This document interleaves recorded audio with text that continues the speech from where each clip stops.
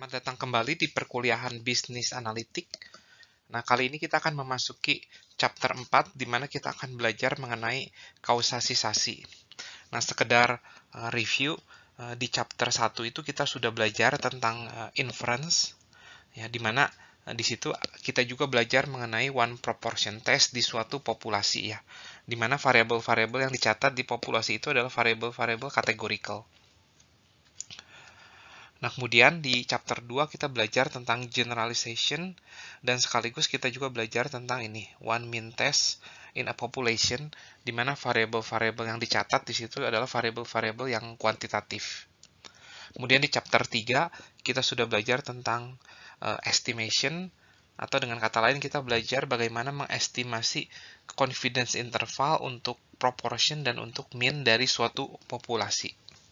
Nah, sekarang kita masuk ke chapter 4, di mana di chapter 4 ini kita akan belajar mengenai kausalisasi atau mempelajari hubungan antara sebab akibat antara dua buah variabel.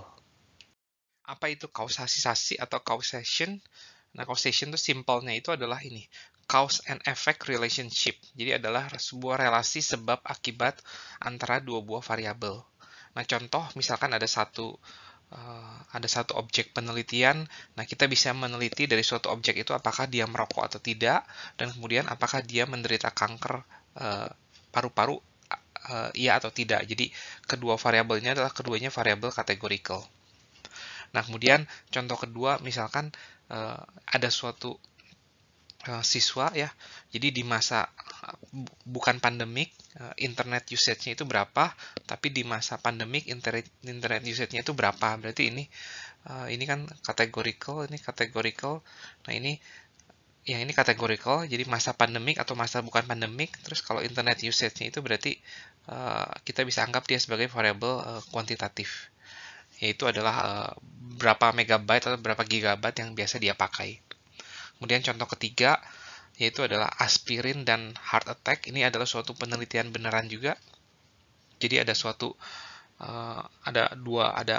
dia dikasih aspirin atau enggak, dan kemudian apakah dalam 10 tahun ke depan tuh dia menderita heart attack atau enggak. Nah, itu jadi dua-duanya ini variabel categorical. Nah, hal-hal seperti ini yang mau kita cari, apakah ada hubungan sebab akibat di antara kedua variabel ini. Hal pertama yang harus kita lakukan sebelum kita masuk ke dalam kesimpulan sebab akibat, yaitu adalah kita harus melihat dulu apakah dari data itu ada asosiasi di antara kedua variabel tersebut. Nah, jadi sebelum masuk ke dalam kesimpulan sebab akibat, jadi hal yang pertama kita harus lakukan adalah melihat apakah ada asosiasi dulu, ya. Nah, kemudian setelah kita tahu ada asosiasi, baru kita coba untuk mencari tahu apakah ada hubungan sebab akibat di antara kedua variabel tersebut. Nah, sementara itu kita harus belajar dulu tentang peran dari sebuah variabel. Nah, jadi ada beberapa variabel yang bisa dikatakan sebagai ini explanatory variable atau variabel penjelas bahasa Indonesianya, atau mungkin di matematik sering disebut dengan variabel independen. Nah, kemudian ada peran yang kedua, yaitu variabel response atau variabel dependent, ya. Dan yang ketiga sebenarnya ada satu lagi, namanya adalah confounding variable. Apa itu confounding variable? Confounding variable itu adalah variabel yang bisa dikatakan sebagai variabel yang pembingung, ya. Jadi jadi kan tujuan kita itu untuk melihat apakah ada hubungan sebab akibat antara 1 dan 2, ya. Terutama hubungannya tuh ke arah dari 1 ke 2 gitu. Nah, namun si confounding variable ini tuh berada di tengah-tengahnya. Dia punya asosiasi terhadap 1, dia punya asosiasi terhadap 2. Nah, justru kalau keberadaan confounding variable ini tuh yang menyebabkan hubungan sebab akibat itu tidak bisa disimpulkan. Kita cuma bisa menyimpulkan asosiasi, tapi kita tidak bisa menyimpulkan hubungan sebab akibat. Agar lebih jelas mengenai peran-peran dari variabel yang tadi sudah dijelaskan, di sini ada studi kasus.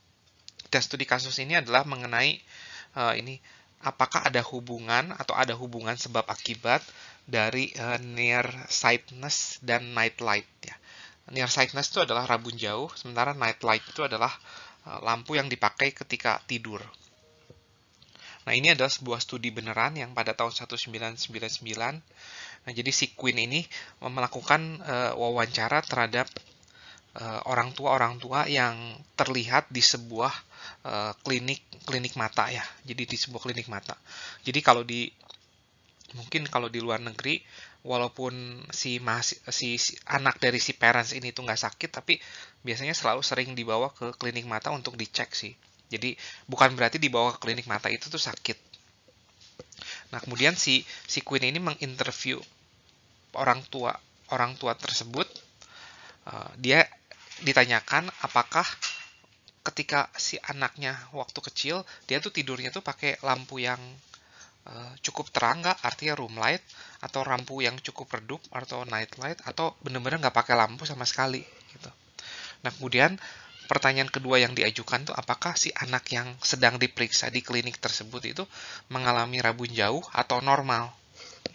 Nah, jadi ada dua pertanyaan yang diajukan, dan kedua pertanyaan tersebut itu dijadikan sebuah variabel, yang dimana variabel itu adalah keduanya itu adalah variabel kategorikal dalam hal ini ya. Jadi keduanya itu kategorikal. Dan data yang didapatkan adalah sebagai berikut. Total parents atau total anak balita yang diinterview adalah ada 479 anak-anak. Dan yang tidur dengan lampu gelap itu totalnya ada 172. Dan kemudian ada 232 anak yang tidur dengan lampu redup. Dan yang terakhir ada 75 sisanya yang tidur dengan lampu terang. Dari 172 yang tidur dengan lampu gelap, ternyata ada 18 yang mengalami rabun jauh dan sisanya itu normal. Dan dari 232 yang tidur dengan lampu redup, ternyata ada 78 yang rabun jauh, dan yang normal itu sisanya yaitu 154. Dan yang terakhir yang tidur dengan lampu terang, ada 41 anak, sisanya ada 34 yang normal.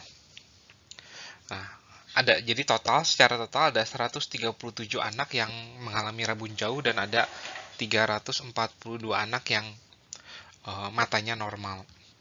Nah, dari sini kita ingin melihat apakah ada asosiasi antara variabel pertama, yaitu ini nih ya, dan variabel kedua. Kita lihat apakah ada asosiasi di antara mereka berdua.